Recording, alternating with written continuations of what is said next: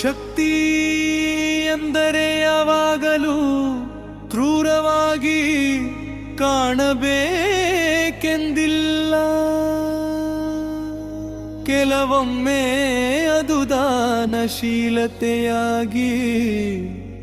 ವಿನಯವಾಗಿ ಗೌರವಿಸಲ್ಪಡುವ ರೂಪದಲ್ಲಿ ಎತ್ತವಾಗುತ್ತದೆ.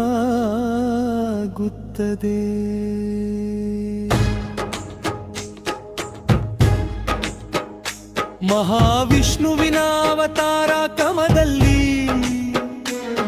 ಅಯದೇ ಅವತಾರವು ಆಯುಧಗಳೊಂದಿಗೆ ಅಥವಾ ಕ್ರೋಧದೊಂದಿಗೆ ಬರುವುದಿಲ್ಲ, ಅದು ವಿನಯದೊಂದಿಗೆ ಬರುತ್ತದೆ. ಇದು ವಾಮನ ಅವತಾರದ ಕಥೆ. ಮರದಿಂದಲ್ಲ, ಬುದ್ಧಿಯಿಂದ ಮತ್ತು ಸಮರ್ಪಣೆಯಿಂದ ವಿಶ್ವ ಸಮತೋಲನವನ್ನು ಪುನಃ ಸ್ಥಾಪಿಸಿದ ದೈವಾವತಾರ.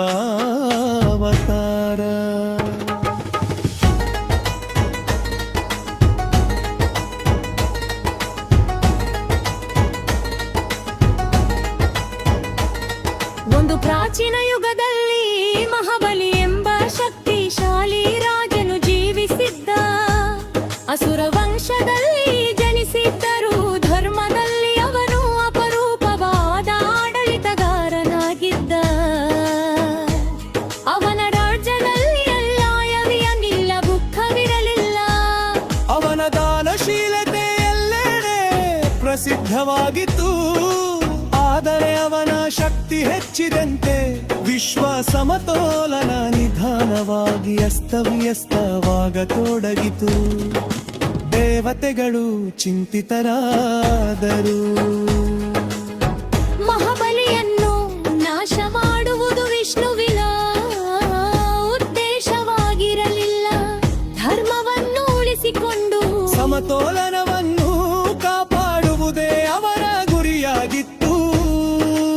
ಅದಕ್ಕಾಗಿ ವಿಷ್ಣು ಒಂದು ಅಪೂರ್ವ ಮಾರ್ಗವನ್ನು ಆಳ್ಕೆ ಮಾಡಿದ. ಅವನು ವಾಮನನಾಗಿ ಅವತಾರ ಮಾಡಿದ. ಒಬ್ಬ ಚಿಕ್ಕ ಬ್ರಾಹ್ಮಣ ಬಾಲಕನಾಗಿ ಸರಳ ರೂಪ, ಆದರೆ ಅಂತರಾಳದಲ್ಲಿ ಅಪಾರ ದೈವ ಶಕ್ತಿ.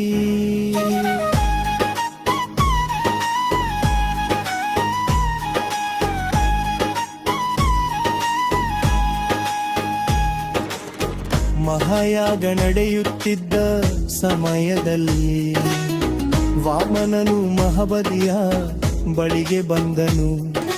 ತನ್ನನು ಕೇಳಿದ ಬೇಡಿಕೆ ಬಹಳ ಸರಳವಾಗಿತ್ತು.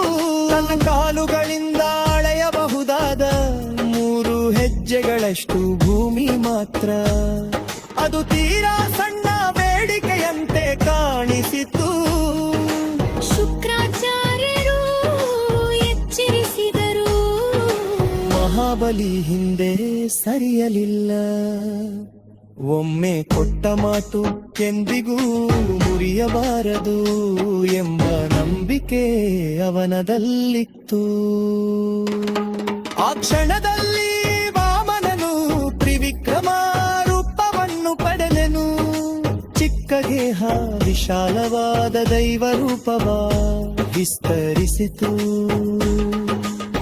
ಮೊದಲ ಹೆಜ್ಜೆಯಿಂದ ಭೂಮಿಯನ್ನು ಅಳೆಯಲಾಯಿತು. 2ನೇ ಹೆಜ್ಜೆಯಿಂದ ಆಕಾಶವನ್ನು ಆವರಿಸಲಾಯಿತು. 3ನೇ ಹೆಜ್ಜೆಗೆ ವಿಶ್ವದಲ್ಲೇ ಜಾಗ ಉಳಿಯಲಿಲ್ಲ. ಸಂಪೂರ್ಣ ಸೃಷ್ಟಿಯ ದೈವ ಕ್ಷಣಕ್ಕೆ ಸಾಕ್ಷಿಯಾಯಿತು. ಸತ್ಯವನ್ನು ಅರಿತ ಮಹಾಬಲಿ ತನ್ನ ತಲೆಯನ್ನೇ 3ನೇ ಹೆಜ್ಜೆಗೆ ಅರ್ಪಿಸಿದ. ವಿಷ್ಣು ಸೌಮ್ಯವಾಗಿ ತನ್ನ ಪಾದವನ್ನು ಮಹಾಬಲಿಯ ತಲೆಯ ಮೇಲೆ ಇಟ್ಟನು. ಅವನನ್ನು ಪಾತಾಳ ಲೋಕಕ್ಕೆ ಕಳುಹಿಸಲಾಯಿತು. ಆದರೆ ಅದು ಶಿಕ್ಷೆಯಲ್ಲ, ಅದು ಅದು ಅನುಗ್ರಹವಾಗಿತ್ತು. ಅಮರತ್ವ ದೂರವ ಮತ್ತು ವರ್ಷಕ್ಕೆಲೊಮ್ಮೆ ತನ್ನ ದೇವನ್ನು ಬೇಕೆ ನೋಡುವ ಮಹಾಬೆರಳೇ ಬಾರಬಿತ್ತೂರು. ವಾಮನ ಅನಂತರ ನೀಡುವ ಸಂದೇಶ ಅಕ್ಕರಿಕದ ತೀರವಾಗಿಡು. ಶಕ್ತಿ ವಿನಯದ ಮುಂದೆ ಪಾದಬೇಕು. ಧರ್ಮವು ಕಂದ ಮಿತಿಯನ್ನು ಅರಿರಬೇಕು. ನಿಜವಾದ ಭಕ್ತಿಯ ದಿವತ್ತದಲ್ಲಿ ಎಲ್ಲ ಸಮತ್ವದಲ್ಲಿ ಮನನು ಮಹಾಬಲಿಯನ್ನು ಸಹಿಸಲಿಲ್ಲ. ಅವನು ಮಹಾನನ್ನು ಪರಿಪೂರ್ಣನವಾಗಿ ಗಾರಿದ. ಅರಕಾನಗದ ಕ್ರಮವನ್ನು ಗಮನಿಸಿ ಮತ್ಸ್ಯಲಾಲವನ್ನು ಕಾಪಾಡಿದ. ಕೂರ್ಮನು ಸೃಷ್ಟಿಗೆ ಆಧಾರವಾಯಿತು. ಮರಹನು ಪಾಯೆಯನ್ನು ರಕ್ಷಿಸಿದ. ನರಸಿಂಹನು ಕತ್ತಿಯನ್ನು ಕಾಪಾಡಿದ. ಯೌವನರು ಶಕ್ತಿ ಮತ್ತು ನ್ಯಾಯದವರು ಸಮತೋಲನವನ್ನು ಸ್ಥಾಪಿಸಿದ. ಇವ ಕುಟುಂಬದ ಸಹಜ ವಿಕಾಸ ಕ್ರಮ. ಇನ್ನೆದು ಬಲವನಾವತಾರ ನಮ್ಮ ಜೀವನಗಳಲ್ಲಿ ಪಕ್ಕಿ ಬಂದಿ ಸತ್ತದ. ಯಶಸ್ಸು ಅಹಂತರನಾದ ಮಾತ ದಾನ ಬರುವ ಭಾಗವಾದ. ಶಕ್ತಿಯನ್ನು ಮೀರುವಾಗ ಮಾಮರರು ಮಾಮರರು ಮಾಮರರು ಮಾಮರರು ಮಾಮರರು ಮರಬರಿಗೆ ದುಲಕಿತು.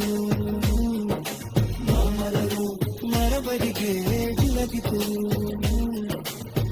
ರಾಮನ ಅವತಾರ ನೀವ ಸಂದೇಶ ಅತ್ಯಂತ ಗಂಭೀರದಾಗಿದ. ಶಕ್ತಿ ವಿಮನದ ಮುಂದೆ